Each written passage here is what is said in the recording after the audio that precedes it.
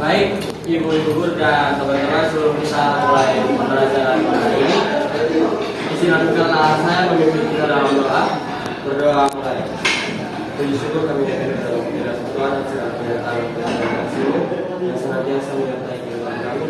Kami berserah saja tempat ini semuanya karena kasih-Mu. Kita akan yang terbaik akan kegiatan pembelajaran dan mengakhirinya dengan baik. Hanya dalam pelajaran kami yang bersama kami berdoa. Berdoa selesai. Oke, terima kasih Albert yang memimpin kita dalam doa. Ibu absensi dulu. Hari ini siapa saja yang tidak hadir? Rasya, Akil, Geraldino, dan Delisia sakit. Oke, dari hari ini kita masuk ke materi baru, yaitu tentang sintesis protein. Tentang sintesis protein. Adapun tujuan pembelajaran kita, yaitu melalui pembelajaran dengan pendekatan saintifik, peserta didik mampu menganalisis hubungan struktur, sifat, dan fungsi dari gen dan DNA, serta RNA dalam proses sintesis protein, serta kaitannya dengan kelainan yang terjadi secara kritis, kreatif, dengan rasa tanggung jawab. Oke, hari ini kelompok berapa yang presentasi? 3. Oke, waktu selanjutnya Ibu berikan seluas-luasnya kepada kelompok 3 untuk mempresentasikan hasil diskusi mereka. Selamat pagi Ibu Guru dan teman-teman. Kami dari kelompok 3 di sini akan membahas materi yang telah diberikan guru. Sebelum itu kami akan memperkenalkan diri. Saya di sini Yola sebagai moderator sekaligus pemateri yang kedua. Di sebelah saya Siva pemateri pertama dan di sebelahnya ada pemula sebagai pemateri ketiga. Nah di sini kami akan membahas tentang sintesis protein. Di mana sintesis protein ini adalah proses pembentukan protein yang melibatkan DNA dengan RNA. Di mana protein ini adalah rangkaian panjang asam amino yang disintesiskan berdasarkan kode genetik yang berupa DNA. Nah, di sini DNA sendiri adalah sekumpulan materi genetik yang satuan molekulernya ada disebutkan sebagai urin dan pirimidin. Yang ada pada DNA adalah adenin,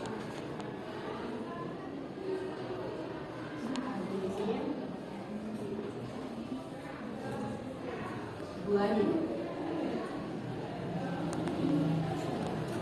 Sedangkan pada pirimidin sitosin, dan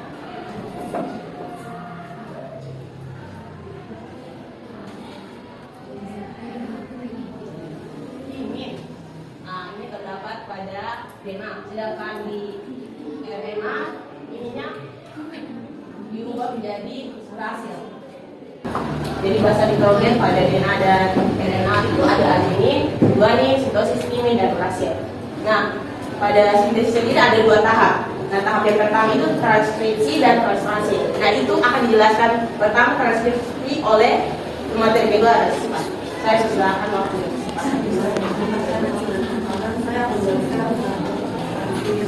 Transkripsi adalah proses pengalihan DNA menjadi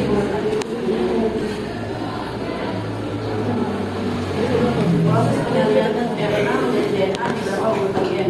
Nah, kenapa disalin? Karena DNA itu terletak di nukleus, sedangkan RNA itu sintesis protein berlangsung pada sitoplasma. Jadi jaraknya itu jauh. Kenapa begitu? Karena RNA dan RNA tidak bisa dapat bergerak sendiri menjadi boson dikarenakan RNA itu ibaratkan kembaran dari DNA. Nah, yang berikutnya adalah tahap transkripsi.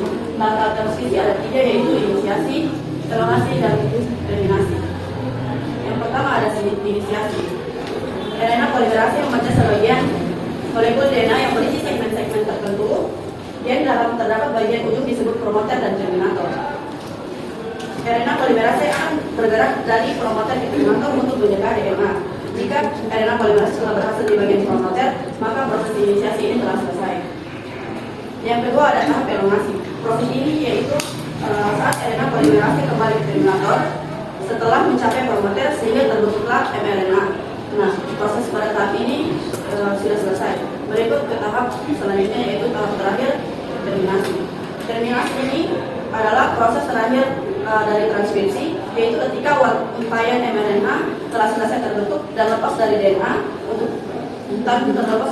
untuk pergi ke ribosom.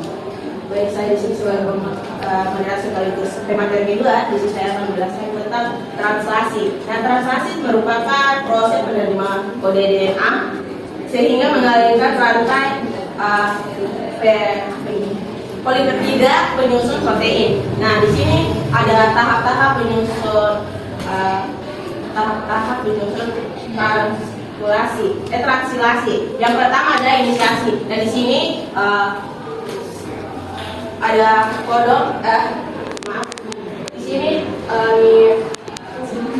mRNA terbentuk sebelumnya pada transkripsi ada pembuatan proses mRNA. Dan di sini saat mRNA terbentuk, dia akan dibawa menuju ke ribosom. Nah, ribosom ini tempat terjadinya translasi, di mana kodon ini adalah basa nitrogen. Ya, ini teman-teman saya sendiri basa nitrogennya. Jadi 3 basa nitrogen ini disebut kodon. Nah, kodon yang pertama yang masuk pada ribosom ini disebut kodon start. Nah, ini awal proses tahap pertama terjadinya inisiasi. Yang kedua proses terminasi. Terminasi ini adalah tahap sesudah inisiasi, di mana tahap ini kodon yang dibawa mRNA masuk pada ribosom. Terus dia diterjemahkan oleh tRNA, di mana dia menjadi asam amino. Nah, asam amino ini digabungkan oleh tRNA sendiri menjadi rantai polipeptida. Nah, selanjutnya polipeptida ini dikeluarkan masuk terus, dia berputar di sitoplasma, terus dia masuk kembali lagi ke ribosom untuk melanjutkan tahap terakhirnya, di mana tahap terakhirnya ini disebut terminasi. Terminasi adalah proses terakhir dari translasi ini, di mana kodon terakhir, kodon stop ini masuk dan itu akan berakhirnya menjadi proses translasi. Nah, kodon stop ini apa saja teman-teman? Nah, kodon stop ini ada AAU, UGA dengan UAG.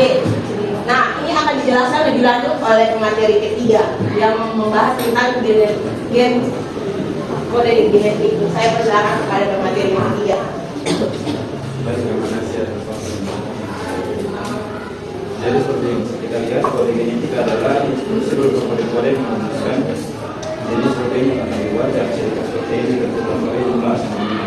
Teman-teman bisa lihat di paling pertama itu merupakan kodon yang akan merumuskan, yang akan menentukan jenis protein. Dalam hal tersebut terdapat satu kodon yaitu AUG. Kodon ini adalah kodon yang mengawali sintesis protein. Lalu ada juga stop kodon yaitu UAA, UAG, dan UGA. Ketiga kodon ini adalah stop kodon yang berfungsi untuk yang ditulis untuk mengakhiri suatu sintesis protein. DNA ini memiliki bentuk double helix dan tangga berpilih. Lalu DNA memiliki 2 untayan, yaitu DNA sense dan DNA antisense.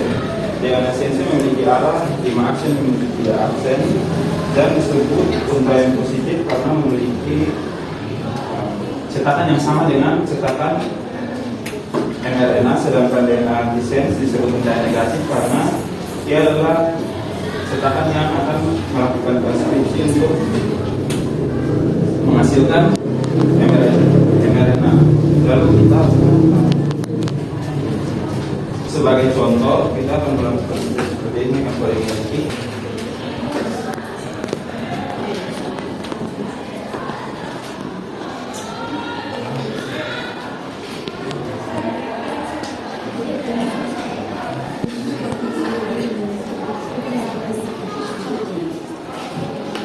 Ini adalah DNA antisense. Nanti ini akan melakukan transkripsi untuk bisa menghasilkan mRNA. Jadi sebelum kita bisa masuk pada proses transkripsi, pertama kita harus mencari pasangannya yaitu DNA sense.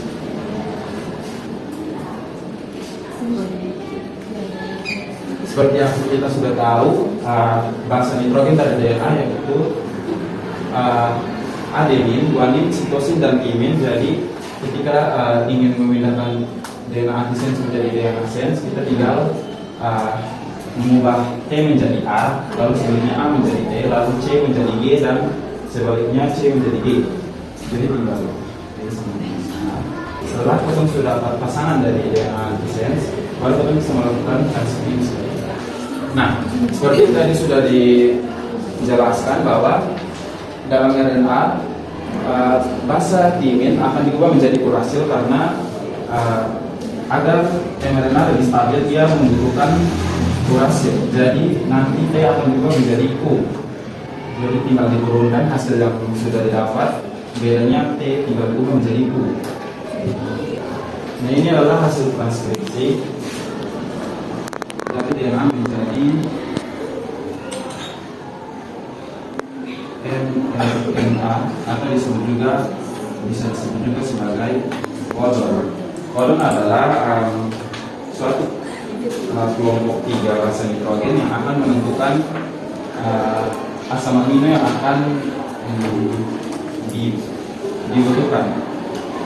Selain mRNA atau codon, ada juga yang namanya tRNA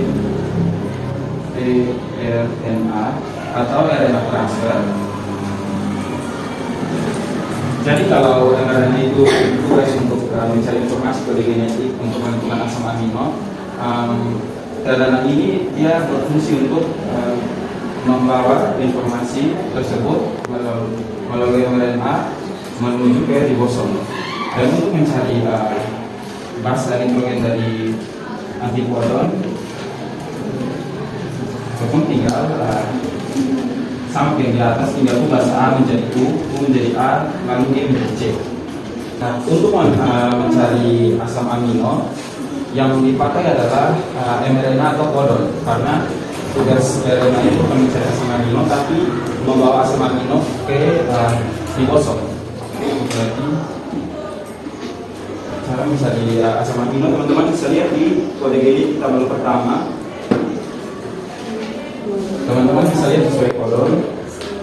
AUG menerjemahkan asam amino methionine. Lalu AGU menerjemahkan serine. Lalu UU menerjemahkan fenilalanin. Dan UAG menerjemahkan stop codon, yang artinya mengakhiri proses sintesis. Ini adalah hasil dari translasi atau penerjemahan mRNA menjadi asam amino. Selanjutnya nanti setelah mendapat informasi dari mRNA, antikodon atau RNA ini akan membawa informasi tersebut menuju ribosom. Sekian. Baik, terima kasih kepada di sini kami akan membuka tanya jawab dari teman-teman. Mungkin ada pertanyaan yang akan diberikan dari teman-teman. Pada kelompok 1, 2, dan 4 kami persilakan.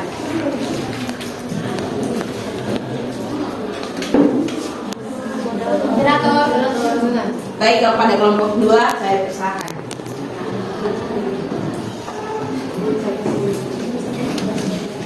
Perkenalkan, saya Witri Rika dari kelompok 2. Di kelompok 2 untuk memberikan pertanyaan terkait dengan proses translasi pada page ke-6, halaman ke-6. Nah, pertanyaannya, bagaimana mekanisme mRNA membawa kode genetik dari DNA ke ribosom? Mengapa penting bagi mRNA untuk berisi kode-kode yang tepat dalam proses ini? Mungkin itu saja dari kelompok kami. Terima kasih.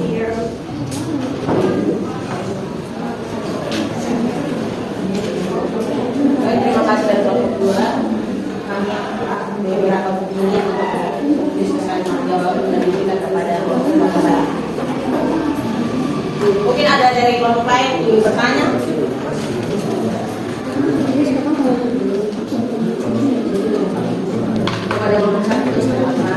Baik, saya dari kelompok 1. Mewakili kelompok 1, kami memberikan pertanyaan kepada kelompok 3. Sintesis protein adalah suatu sintesis yang terjadi di sel, tepatnya pada sel. Nah, pertanyaan kami, apa perbedaan sintesis protein pada sel eukariotik dan sel prokariotik? Apa alasan mengapa sintesis protein pada kedua jenis sel itu berbeda? Memberikan kami sedikit waktu untuk menjawab. Pada kelompok keempat, saya persilakan. Baik, pertanyaan yang pertama itu ada 20 macam asam amino. Nah, pertanyaan dari kelompok kami itu, apakah setiap asam amino mempunyai fungsi yang berbeda? Terus bagaimana fungsi asam amino tersebut pada studi genetik? Yang kedua, apa yang terjadi jika kode yang diterjemahkan itu salah atau tidak akurat?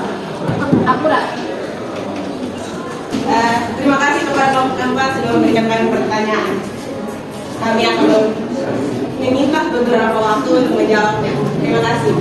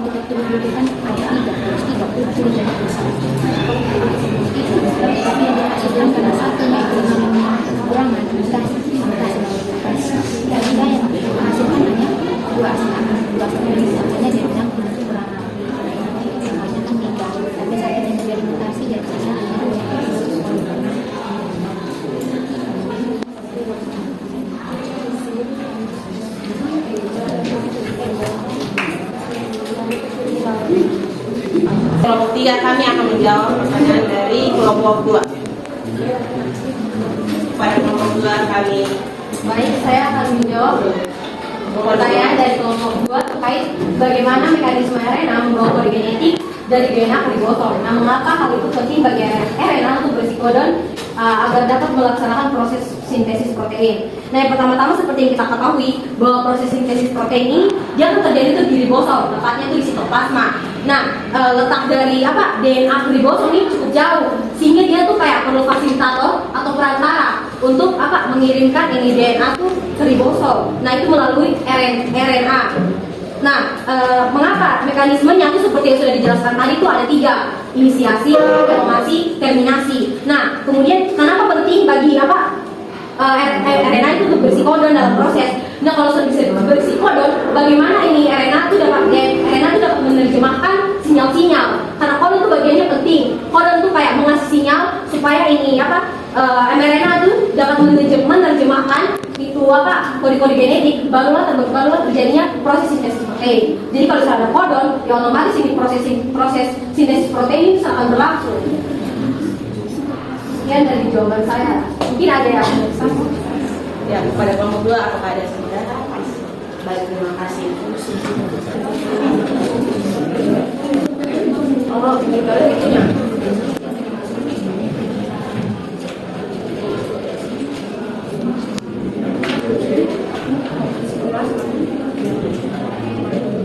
Kelompok 3 akan menjawab kelompok 1. Baik, saya akan menjawab pertanyaan dari kelompok 1 mengenai perbedaan sel sintesis protein pada sel prokariotik dan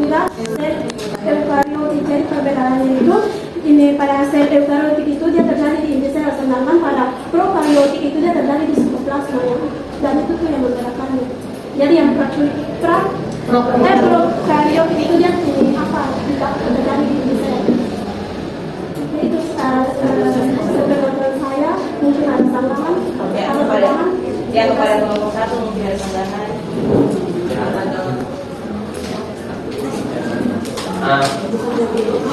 Sanggahan saya terkait jawaban itu, karena perbedaannya ada pada letak terjadinya sintesis protein. Apakah itu ada kaitannya dengan proses sintesis protein? Misalkan pada sel prokariotik terjadinya di luar inti sel, tepat sitoplasma. Nah, apakah proses sintesis proteinnya akan berbeda dengan sel eukariotik yang terjadi pada inti sel?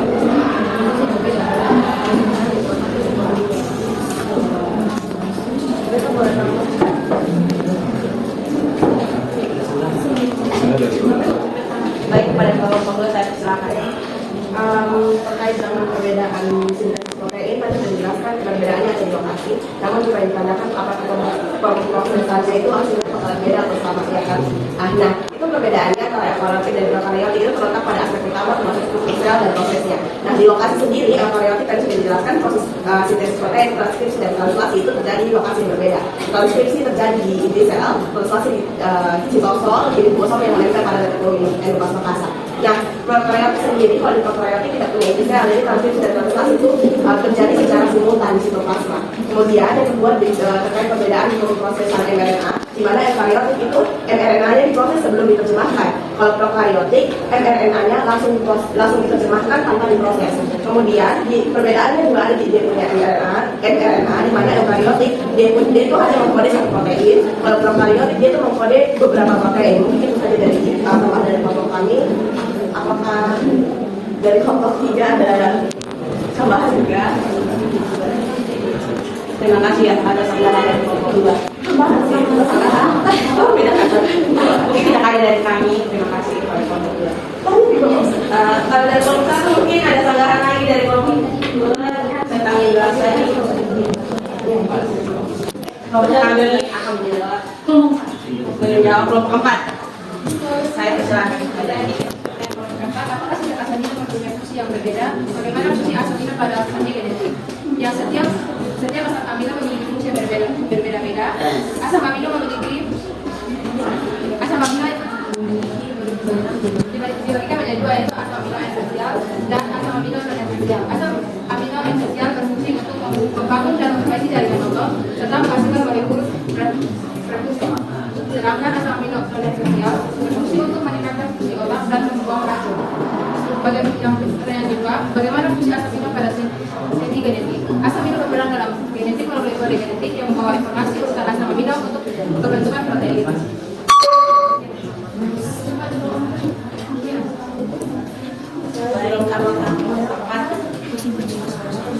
Kelompok 4 sudah cukup jawabannya dari kami.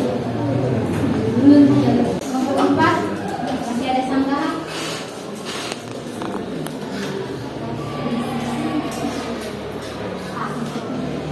Kami terima kasih.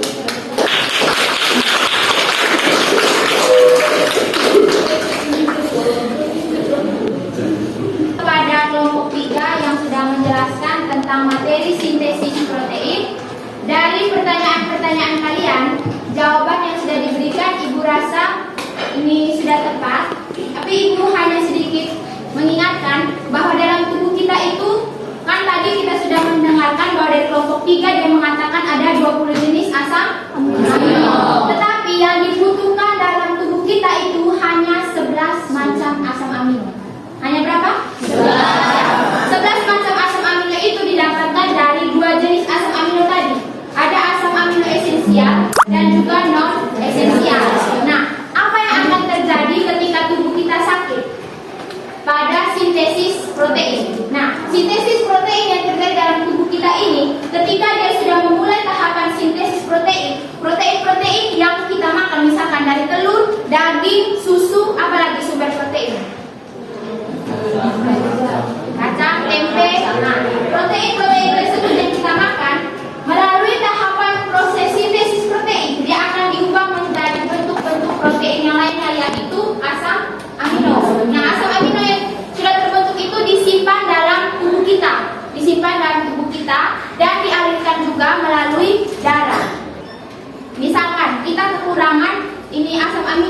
itu bisa kita berdampak pada insomnia. Tahu insomnia? Tahu. Apa itu? Susah tidur. Susah tidur. Selain insomnia, ada juga anemia. Tahu anemia? Tahu. Itu karena kita kekurangan asam amino. Jadi tadi ibu sudah bilang, asam amino itu ada yang berperan, ada esensial dan non esensial itu yang berperan dalam tubuh kita itu. Misalkan asam amino isoleusin, seperti yang tadi sudah jelaskan. Nah, isoleusin itu dia berperan untuk dia tuh terdapat di otot kita, isoleusin. Dia terdapat di otot kita. Nah, ketika kita mengalami misalnya kemarin masih ingat keram otot? Iya. Masih ingat juga penyakit gula darah? Iya. Ingat?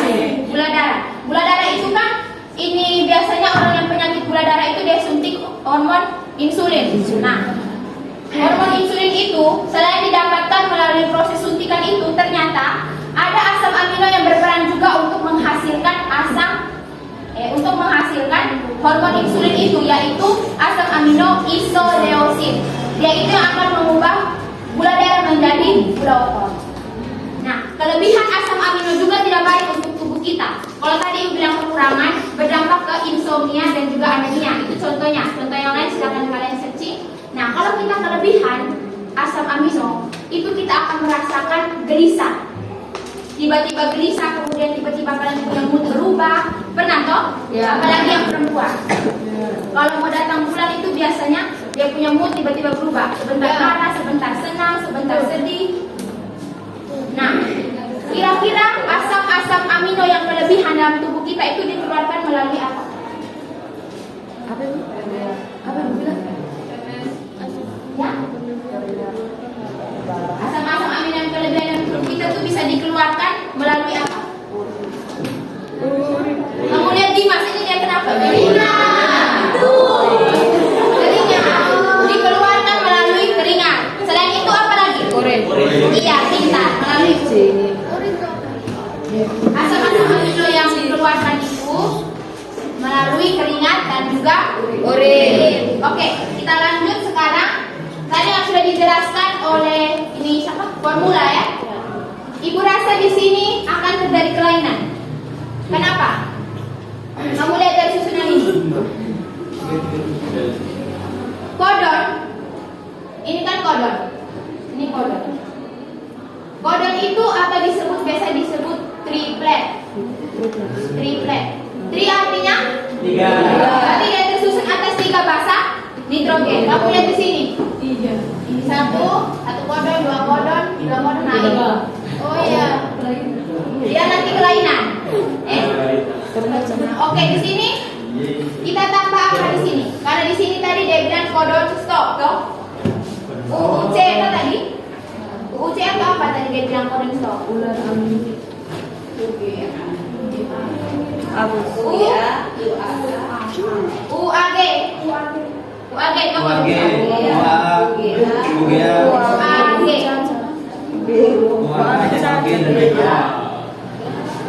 Berarti di sini harus apa? Ayo. Ya. Di atas sini? Oke. Alternatif. Yang harus kalian pahami bahwa dalam sintesis protein itu ada yang namanya rantai sense. Rantai sense itu sama dengan anti-template. Anti-template. Nah, rantai sense, anti-template sama juga dengan kodon. Ini sense lawannya anti, ya anti-sense. Anti-template lawannya ya template. Kodon lawannya anti-kodon. Tadi masih ingat? Formula sudah menjelaskan. Nah, sense itu selalu diawali dengan ujung 5 ke 3. Anti-sense selalu dimulai dari ujung 3 ke 5. Ini selalu. Jadi misalkan dalam satu untaian, ibu di sini kamu lihat dari ujung 3 ke 5, berarti dia DNA apa? Anti-sense. Nah, kalau misalkan dia dimulai dari ujung 5 ke 3. Kalau dia mulai dari ujung 5 ke 3, maka di bawahnya 3. Itu selalu ya, sampai di DNA. Oke, ini untuk rantai DNA. Untuk rantai RNA itu ada yang namanya kodon. Itu sama dengan mRNA, sama juga dengan RNA duta. Sedangkan antikodon itu sama dengan tRNA. Oke, kamu lihat di sini. Ini tadi antisense. Ini sense. Kamu lihat dari ini. Kira-kira rantai antisense, urutan rantai antisense ini dia sama dengan urutan yang mana? Dengan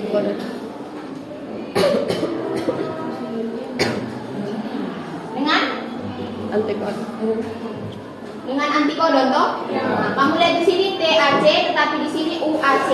Nah, cara cepat misalkan nanti di soal dia kasih kamu satu untayan, diketahui satu untayan DNA memiliki ujung 3 ke 5, berarti itu kita sudah tahu dia antisense. Nah, tentukanlah ini tRNA atau antikodon dari rantai DNA tersebut.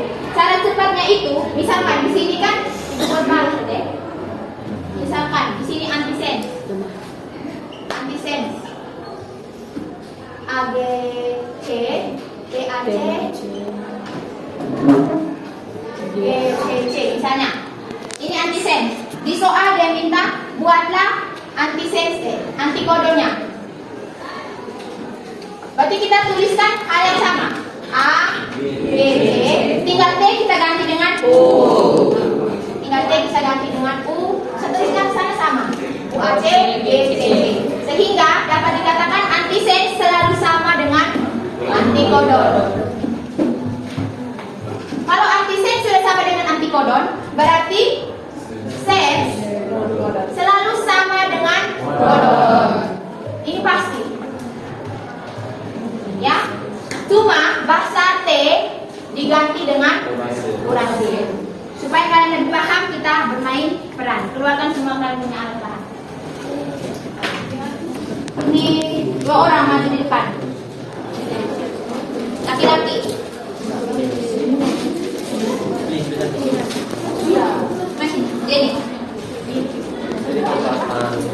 Jenny pegang ujung ini. Satu orang lagi.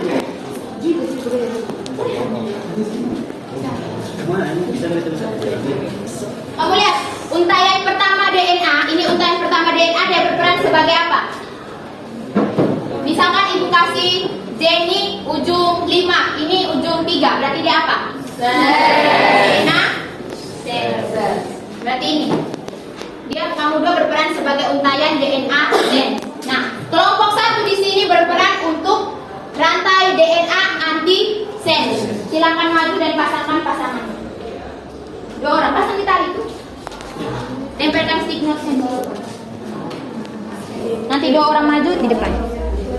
Lihat. Bahasa ATG dia berpasangan dengan apa?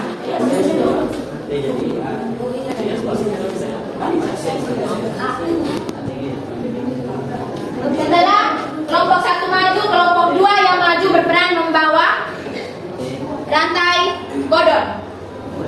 Membawa rantai kodon, kemudian kelompok 3 maju membawa rantai antikodon yang terbentuk dari kodon, terjemahan kodon. Selanjutnya nanti kelompok 4 dia berperan untuk membaca asam-asam amino yang terbentuk dari rantai kodon kelompok 2. Ayo cepat.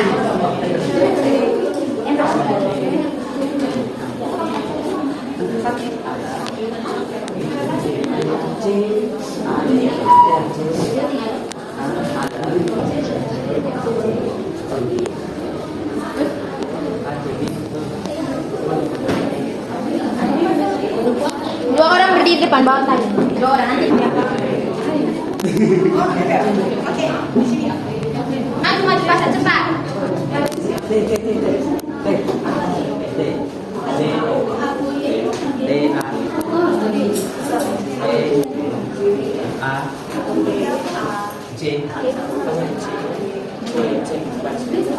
Tiga-tiga ya? Pasang tiga-tiga. Harus lurus.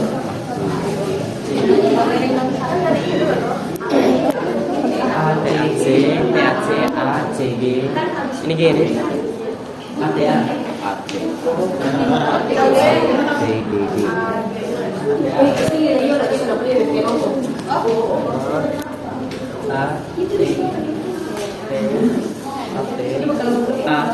A, T, A. Kelompok 2 dia akan membentuk antikodon TGG. terjemahan dari ini DNA antisen. Yes, sir. Antikodon kodon.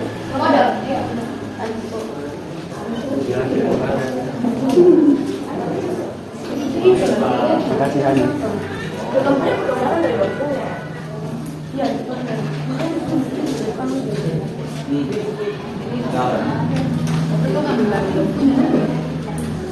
Sudah kelompok 1? Antisen. Bagaimana pasang?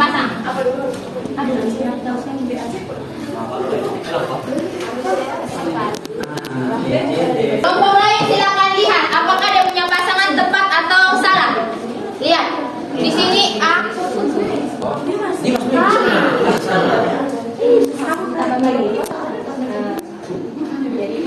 Ini kelompok 1 otak miring semua. A berpasangan dengan B dengan A. C, A, C,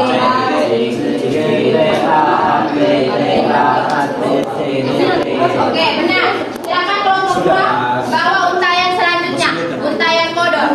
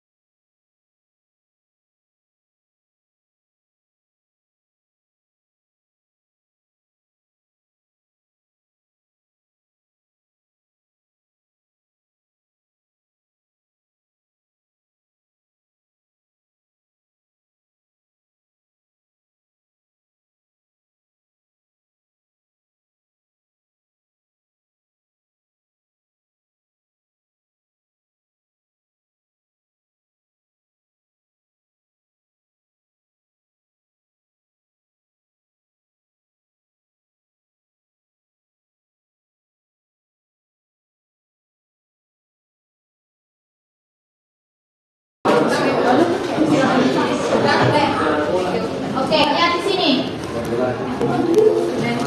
Dari rantai 1, 2 ini DNA. Rantai 3 dan 4 RNA. Oke, pengubahan dari rantai 2 ke 3 itu yang disebut dengan transkripsi. Dari rantai 3 ke ini asam amino itu yang disebut dengan transkripsi. Nah, ibu tanya dulu, asam amino ini dia terjemahan dari kodon yang mana? Kali keberapa? Kali ke 3. Nah, selalu ingat, asam amino itu yang dibaca itu bukan rantai yang keempat ini, tapi rantai ketiga, kodon. Terkecuali, misalkan, kalau kita terbentuk, sama, kalau misalnya antisense dari sense juga sama. Kamu lihat di tabel itu, apakah AUG benar membawa asam amino metionin? Lihat di tabel yang tadi. Betul. UGC. Apa di situ UGC? Di tabel. UGC.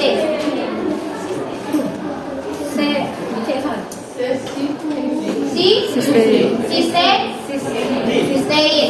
Kemudian UAU, apakah dia membawa tirosin? Ya. ACC, dia membawa treonin? Benar atau salah? Betul. Nah, tidak. Anak-anak,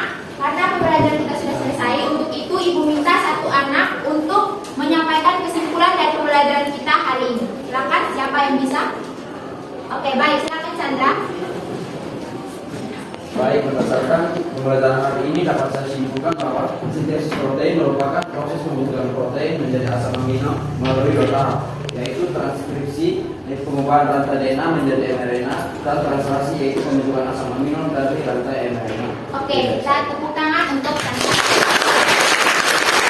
Jadi, sintesis protein itu benar seperti yang sudah disampaikan oleh Chandra, bahwa dia itu memerlukan dua bahan, yaitu DNA dan juga RNA, dan melalui dua tahap, yaitu transkripsi dan translasi. Oke, selanjutnya Ibu minta silakan anak-anak siapkan satu lembar kertas untuk kita proses.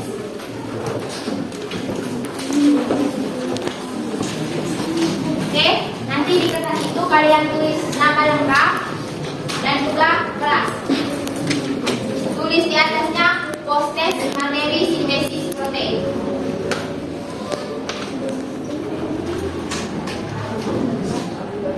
Proses materi sintesis protein, tuliskan nama lengkap dan juga kelas. Nomor 1, sebutkan bahan yang digunakan dalam sintesis protein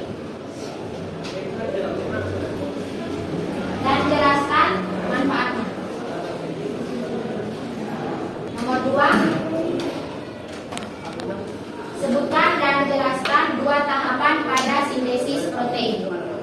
Nomor 3, sebuah gen pada DNA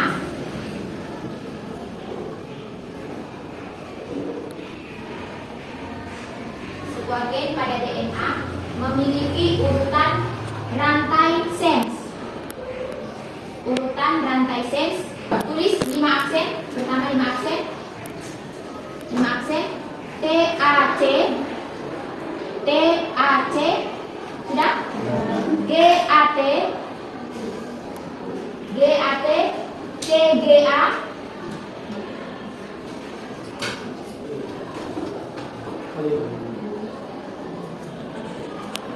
ATC. Tutup 3 aksen. Oke, dari rantai itu kalian tentukan yang pertama, tentukan urutan rantai antisensenya. Yang pertama, tentukan rantai antisensenya.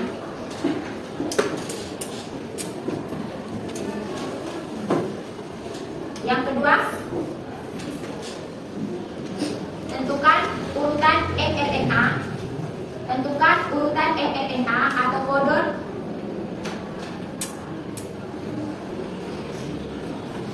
dari rantai antisense. Sudah? Silakan kerjakan. Oke, bagi anak-anak sudah habis kerja? Sudah. Oke, jadi di belakang lembar ini proses itu, silakan kalian tulis refleksi dari pembelajaran kita hari ini maupun pembelajaran sebelum-sebelumnya, baik untuk ibu apa yang kurang, apa yang harus diperbaiki, maupun untuk diri kalian dan juga teman kelompok kalian. Silakan ditulis.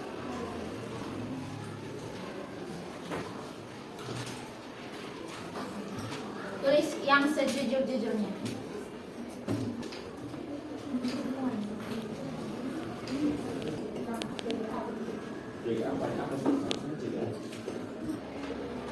Baik, silakan dikumpulkan.